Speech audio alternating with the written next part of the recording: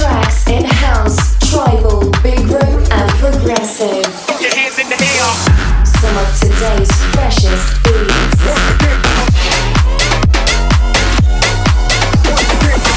You are now listening to Party Starter Radio with Versus.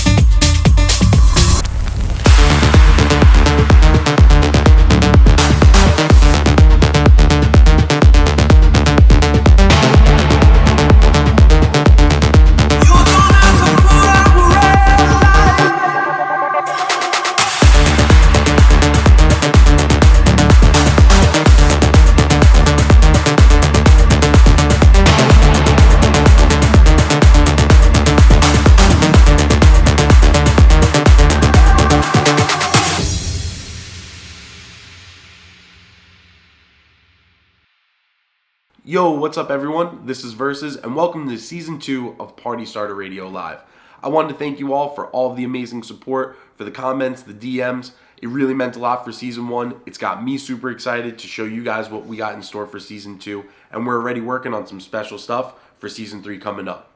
We're going to take you guys behind the scenes of my trip to Europe. We did some shows in Sweden, we did a show in Amsterdam, did a couple pop-ups, and a whole bunch of networking and chilling with all the boys in Amsterdam. And we've also got some really dope footage from all of the amazing artists showcasing some of their recent shows and some of their travel experiences as well. If you guys haven't already, make sure you head over to Instagram and follow the show at Party Starter Radio Live so you can keep up to date with all of the new episodes. And we also post a bunch of clips there each week with every brand new episode as well. Yo, what's up everybody? This is Versus. We're reporting live from Amsterdam. I'm joined today by my buddy Mark Roma, and welcome back to Party Starter Radio Live. I just wanted to give you all a huge shout out for the initial response to the first series and first season of Party Starter Radio Live. It was super fun being down in Miami, getting to connect with a whole bunch of old and familiar faces as well, and the response by all of you guys was absolutely tremendous. So thank you so much. We're recording a whole bunch of more episodes this week that will be brought to you guys all very soon. Kicking it off with a brand new one by my buddy Mark Roma. What's up, man? How is everything? Good, how are you? Good, bro. It's been it's awesome to finally meet. We've been talking probably year and a half now, going back and forth on a couple IDs. Yeah. You've been helping out with my new artist development platform that I just launched, Rising Icons. You've been doing feedback. You just hosted a workshop. What have you been up to in the studio lately? So, most of the tracks that I've been working on, I played at Creamfields. Sick. Anyone that's seen my socials recently will have seen probably too much content on. But I've got releases lined up now for, stacked up until April. Gonna be playing on A State tomorrow, which exclusive little That's fire. little announcement. So I've been trying to push basically new styles but reinvent sounds from like 10 years ago. So Redlight remix that you said you're a fan of, it's like progressive house, sort of Greyhound style but new future rave sound. So For sure. And that one, I sent you the video the other day. I just dropped it both times in Sweden. Both times we got the same reaction. The second one might have been crazier with Kim going absolutely wild, but it's just really cool, even just when I first heard Pleasure or Pain, you really bring in, and it's something I like to do in my music with a little different style, but there's always like two main focuses, I feel like, and it's usually the melody and sound, and then you have these like vocals that really grab the listener. yeah.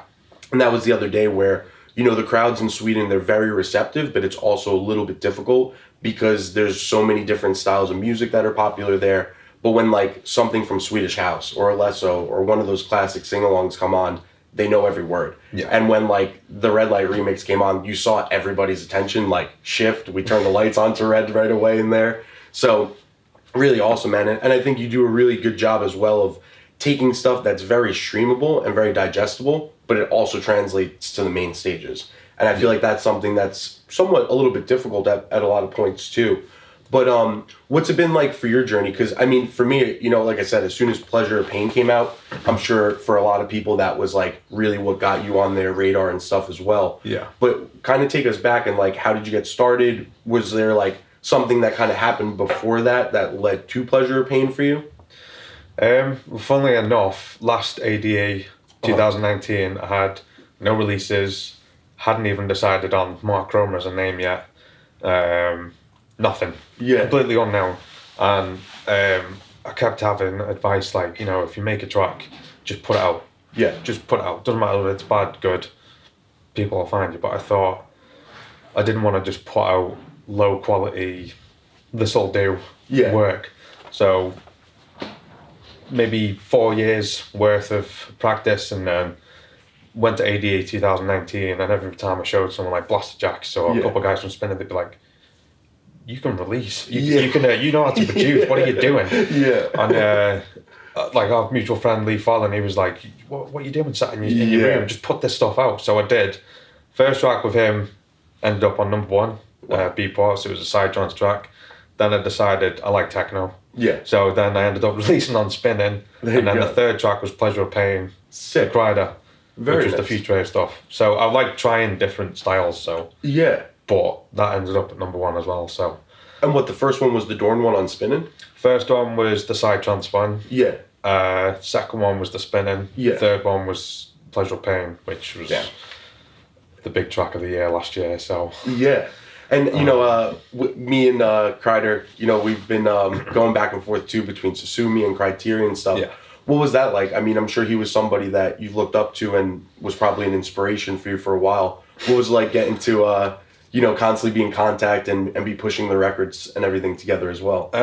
It's still a bit surreal now. Like, even though he's like my mate, this week I'll probably go for a coffee or beer with him, I still like go, oh my God, that's Kryder. Yeah. Because he's just like a legend that's been doing it for 20 years. So like back in 2014, went on the first like lads holiday to Mallorca, and one of his remixes came on. I remember being in BCM thinking, oh my God, this Kryder remix is unreal. And then 5 years later, I'm releasing a track with him on his album. Yeah. So it's still like so awesome. Blows my mind. Yeah. And even for me, the album was really cool too. We had, I think you guys had the first song on it, right? On the I think it was like, if track order, I think you mean. In track order. Third on the album, so. Yeah, we had, I think, like one of the closing ones, but it was really cool for me to be on that as well. I mean, not only to be included on his album, like I even remember a couple years ago when, not a couple years ago now, but when Swedish House had released the album and seeing all of those names on it kind of gave me like that feeling as well. Yeah. But to have like my music in my hands, getting the CDs,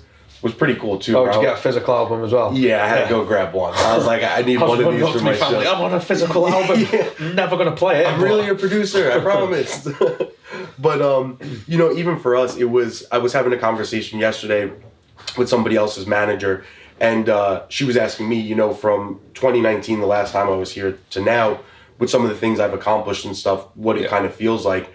And I had some, I mean, not to the same extent with the A State of Trance coming up, but I mean, looking back, I had no big releases the last time I was here, and to come back, it definitely feels a lot more fulfilling, and it feels like I'm in a better place as like an artist now. Yeah. Is it a bit surreal to go like that extreme, from almost like being like, I don't know if I'm ready to release, everyone pushing you, and then, I mean, 3 records in, you're collabing with somebody you look up to, and now your next AD, you're going into the legendary A State of Trance studio setup to record a live set. Like we were talking before the interview, I'm like, you've been that fan, and you've been a fan of that artist or those artists that get to have that single or have that record that blows up, and then they get those sets and you hear IDs and you get grabbed even more, by that artist at that point where you're like, oh man, I can't wait to see the next couple months from them. Yeah. So what's it been like for you, like kind of processing it and experiencing it at the same time? I still haven't processed it. It's one thing just sort of leads on to another. So the first year of producing was just those 2 tracks, the Psytrance one and the Spinning one. And then last year was like my sort of the year where I started to get fairly established, I guess, but still nowhere where I need to be. But I never thought of it the way you just put it then. Like I've gone from absolutely nothing to now I've just played Creamfields, man. That's like my local festival. Like I've always said, the first time I went was 2014. Yeah. And if I put my mind on something, I'm gonna do that someday. Yeah. And then I'm sort of relentless on working towards it. So ASAP just happened to be as a result of that. So I met Armin backstage, and you know, he was talking to other people, and I was sort of like in a queue, like, come on, get to me. And then when I said my name, he was like, oh, nice to meet you, and I was like, nice to meet me. Nice to meet you. I'm like, what are you talking about? And then I was like, oh, you know, going to ADE next month. Have you got any plans for it? And he just sort of casually went, yeah, doing a marathon. You should do a set. I was like, oh my God. That's awesome. So, I don't know, it just seems to be like, it is a lot of get yourself into the right place at the right time, speak to the right person. But it doesn't mean, like, you know yourself, like you probably know most of the big names in the industry. Yeah. Just because you do doesn't mean you can be cheeky and go, oh, get me onto this lineup, or get me into it. It's just probably advice for people starting fresh. You know, try and get face to face, and then just become like friends rather than like that annoying asking for stuff all the time. Sorry, asking the guy for stuff all the time. Yeah. You know, I chat to Kryder now about like crypto and stuff, which is probably boring, but you know. Yeah. But because he's like just a mate I'd go for a coffee with now, you know, he'd probably say, oh, I'm playing a show, come along.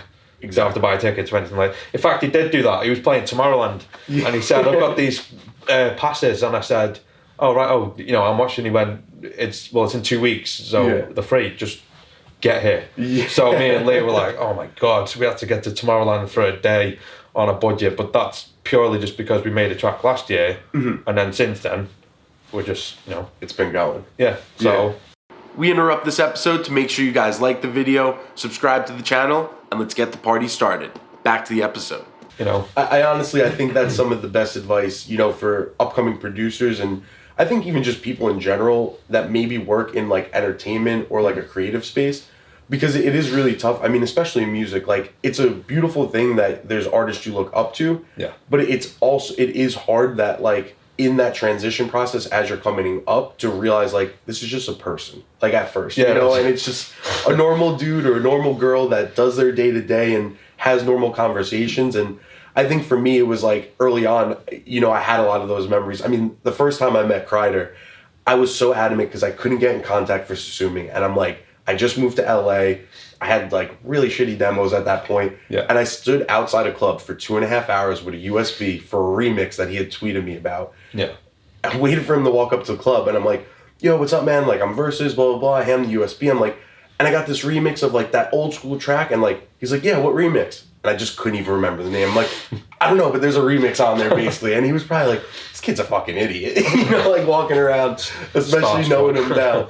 Yeah, and it's like, you know, then the next couple years, like, got to chill with him in Amsterdam a couple times, chilled with him in Miami.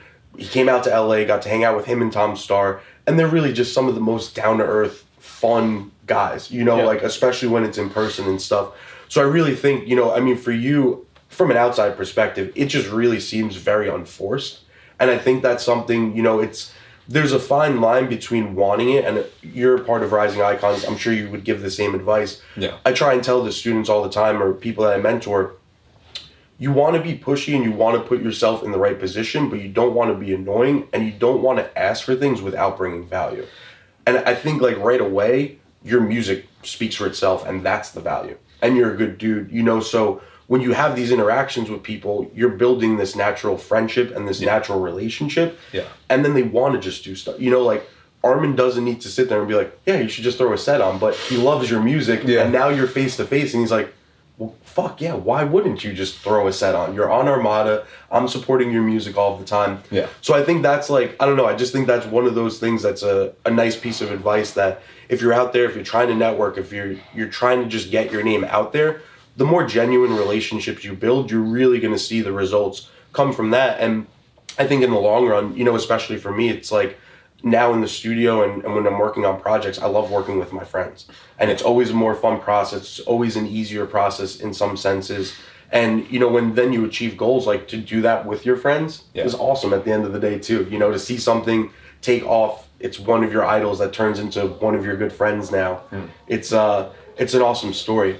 Two things I wanted to ask before we wrap up here too. One, how the fuck was Creamfields? Because that looked insane, man. Literally the best thing I've ever done in my life. But from the start, I've always said, at some point, I want to play Creamfields, and I thought, someday I'll do it. Maybe I'll be on the silent disco on like the Thursday, where it's like some people are there.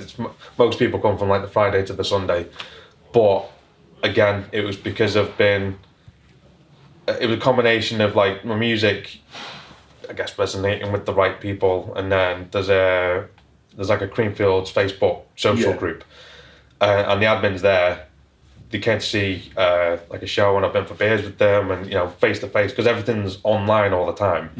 It's good to just go for like a coffee or a beer or something. Exactly. So because I've met them in person, when Creamfields had a meeting with them and said, okay, so what up and coming guys should we play? And they all just went Mark Roma. Wow, that's awesome. I was added last minute. So because if it wasn't for meeting those guys at events and stuff beforehand, they wouldn't have said, oh well, we like Mark Roma's music, put Mark Roma on. And then I got on like the decent stage because it was last minute. It was sort of like, oh, I'm sorry about this, but you're gonna have to go on the Pepsi Max stage. I was like, well, what a shame. Apart from the main stage, it's probably the next best stage that you can go on with like Laid Back Luke and bass jackers and stuff like that. So I was like, it's not a bad thing. So and the crowd looked awesome. Looked packed in there, bro. The visuals, everything, man. It was like it really like you stepped in and like a natural right there and just had the opportunity to do your thing and showcase yourself. I mean, because it's like 4 or 5 years of producing non-stop, and then I'm only just now getting gigs. So Creamfields is actually only like my 6th gig. Oh wow, so that's crazy. It's like small show, Ministry of Sandwiches in London, and then Creamfields like we're 5 and 6 on my gigs. So I'm sort of been thrown into it. Not complaining, which is good. But And how was that as well, Ministry of Sound? I mean, that night looked epic. I saw you linked up with the Nervo girls there. They were going crazy. Too. So again, it was part my booking agent getting my name to the guy who books Ministry of Sound, but then also I said to Kryder, can you just put in like a good word? And he was like, yeah, no problem. And then next minute I'm on. So couldn't recommend getting face to face with any more people. So ADE, Miami Music Week, Ibiza do one, I think, as well. So that's awesome. And then just to wrap it up quick too, I wanted to ask you when I started the company, I think I even asked you right away if you'd be down to do some feedback streams and if you would maybe do workshops. We just did the first workshop, but you really seem like a natural with that, like just being able to give tips to upcoming producers and give advice.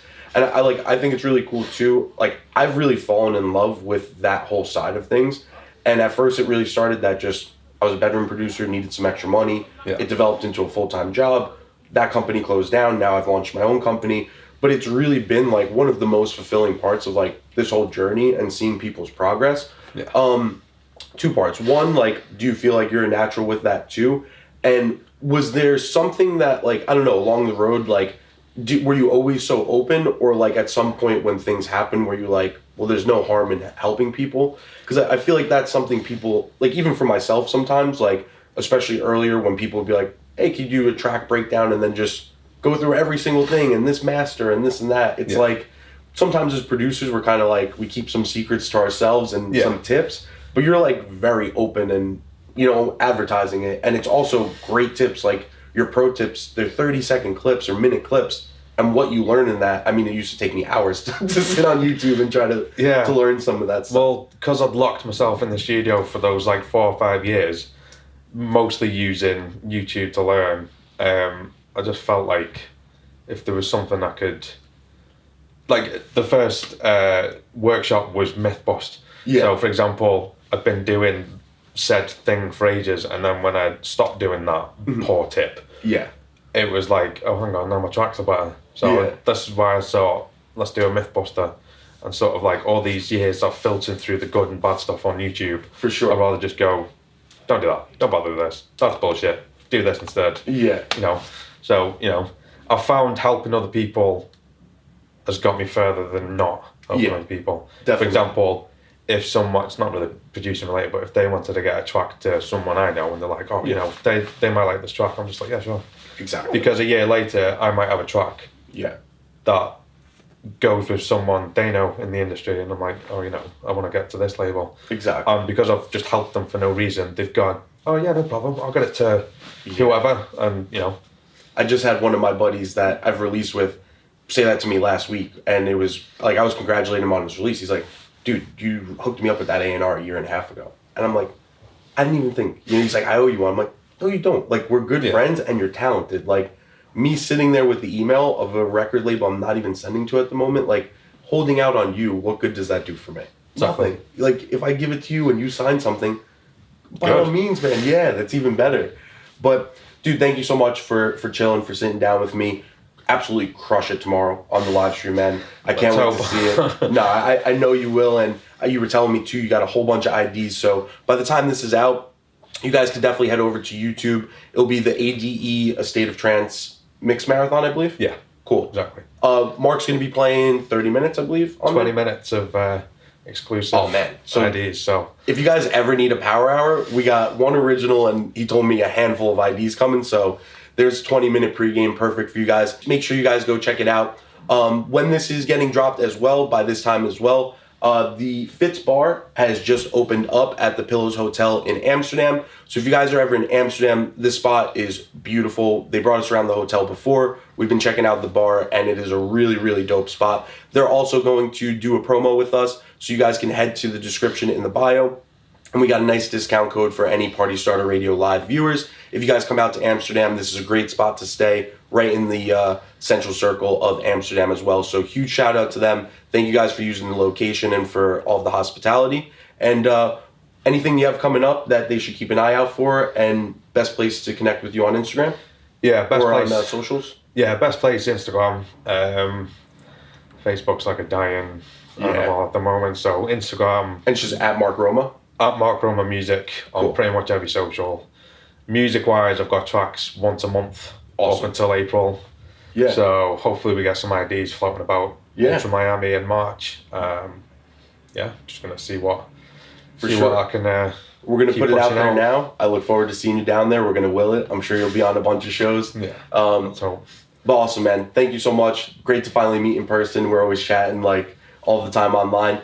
Make sure you guys go follow him. Check him out. Thank you for tuning in to another episode of Party Starter Radio Live. You can follow me at Versus Music Official, and you can follow the podcast at Party Starter Radio. And until next time, peace out, everyone. Run it, run it. Hit the pop rock, hit the pop rock. Hit the pop rock, hit the pop rock. Hit the pop rock, hit the pop rock. Hit the pop rock, hit the pop. Run it, run it.